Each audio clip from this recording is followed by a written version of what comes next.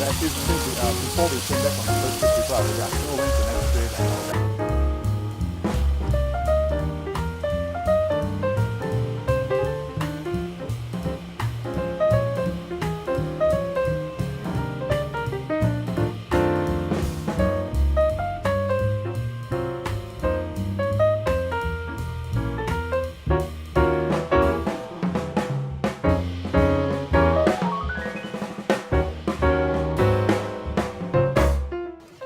Hi everyone, welcome again to the Right View Show.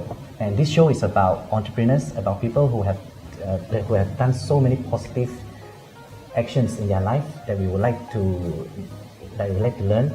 And today we are talking to Sherwin Ng, who is the author of this book, Life on Earth Mastery: Protocols to Transcend Fate and Manifest Your Purpose. Sherwin is also a trainer in metaphysics and spiritual sciences and has been doing this over a decade. Just recently he came back from Egypt and has been telling us about the power spots in the world. So Sherwin, welcome again to our show. Tell us more about these power spots in the world, these energy spots they call it, right? So there are a few spots, not only just Egypt. Oh, many spots. Many spots. Yeah. So you have brought your students and yourself to Glastonbury. Yeah, one of my favorite, Glastonbury. England. Yeah. Okay, so there will be another spots that you just found? All over the world there are natural places where energy converges naturally. So why it's important that people go there? They can realize things about themselves very fast.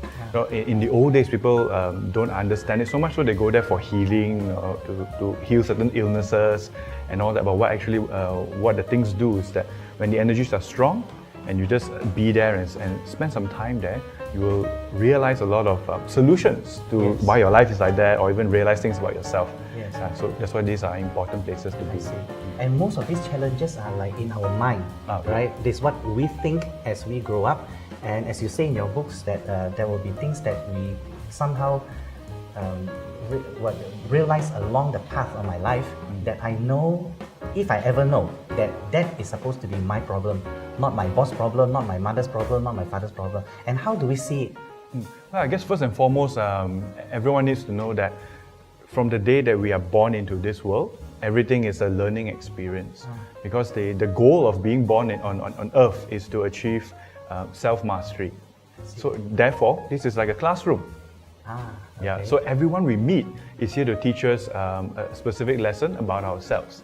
So the lesson is never about the other person. It's always about knowing more about yourself and knowing more about your strengths and weaknesses. And like I said previously, a lot of our emotions that are unconscious. Yes. So we want to make it conscious. Only then can we what we call master ourselves.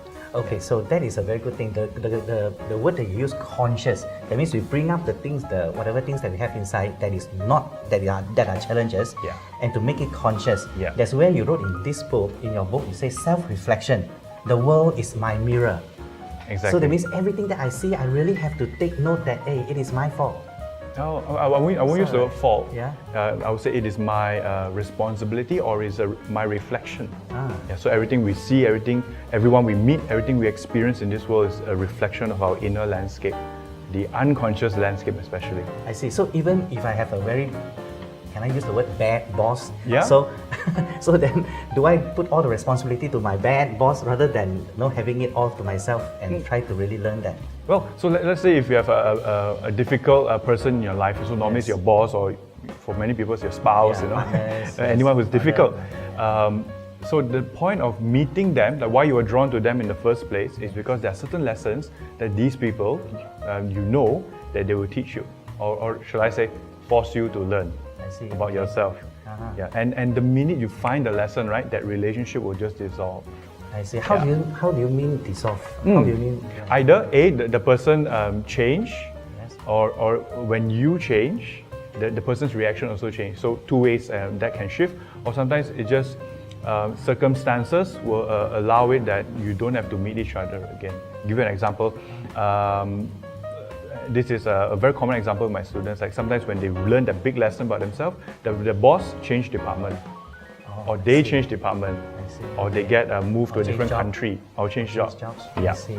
All right. So that's where it is.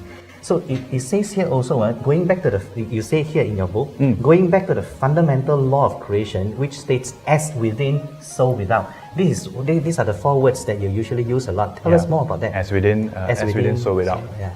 So whatever we experience in our inner landscape, it is exactly reflected and projected out in our immediate environment. So therefore, our so-called reality is only a reflection of how we are within. Again, like I said, why it's not always obvious, because how we are within is mainly unconscious. That means we are not fully aware of it.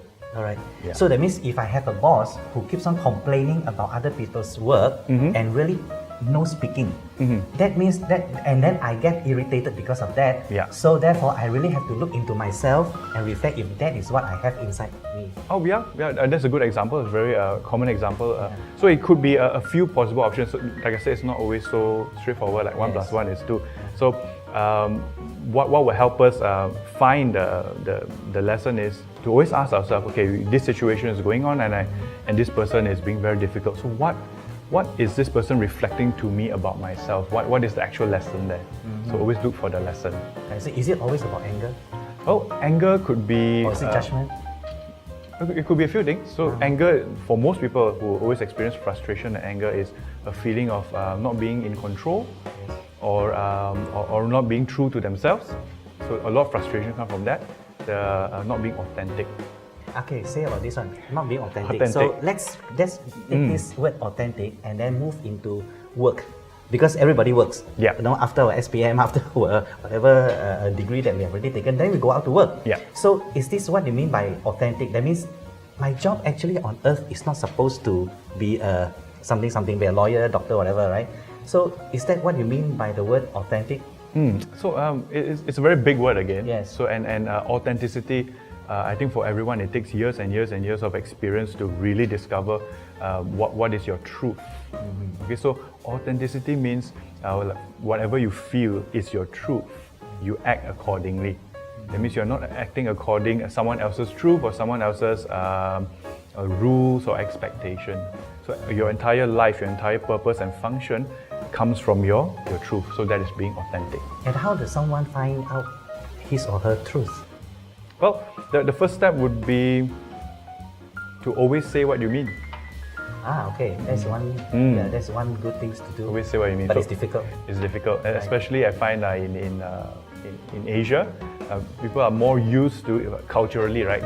They don't really say what they mean. For example, a very common example is like in food. So like when someone asks you, how was the food? So let's say the food was a bit too salty to your liking. So normally instead of saying, it was too salty, so what we normally say, it was okay lah. It was not bad lah.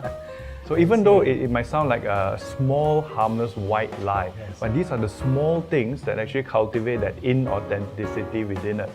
Because what we feel is not what we say. I see. Yeah. So it's also about time, right? I mean, if someone were to promise you certain time to yes. give you certain work, Correct. or to meet someone at this particular time, and you're constantly late, Yes. or you're constantly thinking that, oh no, time is okay, no, it's just be 5 minutes. Anyway, it's only 5 minutes, right? Correct. So does that also covers this under authenticity? Yeah, it affects authenticity Isn't because if you don't plan to be on time, say so. Yeah. I see, okay. So is that very difficult for people to learn that? I mean, from your students' point of view?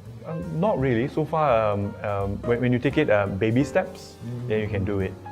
It's not difficult at all. It's just a bit of a commitment required. I see. And this you don't have to have a religion to teach you, right? No. I mean, to be able to tell someone that I'll be there at 1 o'clock and be there at 1 o'clock. Yeah. So if you promise your son, your daughter to be there at their show, so be there, Be there on time. You know, things like this. And if you really from the start you never plan to do it or plan to be there, Just say no lah. Just say it. Yeah. I see. Okay, so those are easy things. But how come you're not taught? Actually, It's now that we're talking about it, Yeah. it sounds a bit like common sense, right? Yeah. Yeah, but it's not so common. So I guess there's a lot of like different cultural, unexpected, unspoken rules and all that is shaped into this way. And the only way to break free from all these limitations or all these things that are not true to us is by slowly starting to practice these small steps bit by bit. I see. Okay. Wow. Thank you very much, Sherwin. This is a really big lesson. Difficult to learn, but I guess in our life we were born. I mean, we were here on earth to really take that kind of lessons Yeah. to build ourselves up, to have the authenticity to tell someone. Yes. And And why it's important? Because that is the first step to break out of fate Yeah. into Yes. destiny. Yes. Yeah. To even find out who am I, why am I here. Those are the steps. Wow. Okay. So these are big lessons. We cannot cover it, although if we were to do many episodes on this subject. But you can always find out more from Sherwin, who has his website at www.houseofkites.com. So check out the website, or maybe if you want to learn more, get this book. Get this book. Yes. Another thing is that attend Sherwin's workshop, or even his his coming trips to Glastonbury, to Egypt, and to many more places for the power of the energy. So thank you very much for watching. So we'll see you in the next episode.